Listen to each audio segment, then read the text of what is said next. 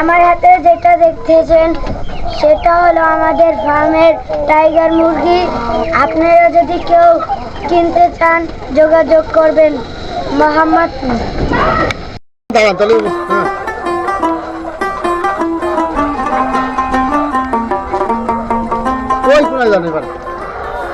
দর্শক বন্ধুরা, আজকে আমরা মাগুরা শহরের ঐতিহ্য ধরে তুলব। মাগুরা শহরের একজন উদ্যোক্তা আছে কামরুল ভাই, ওনার টাইগার মুরগির ঐতিহ্য ধরে তুলব।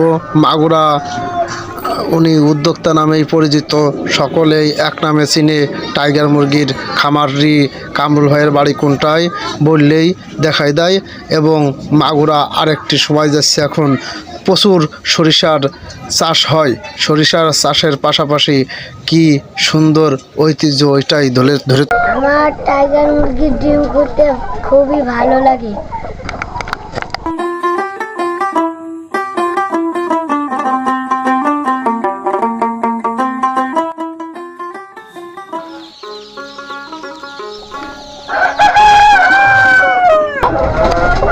কথা কৃষ্ণ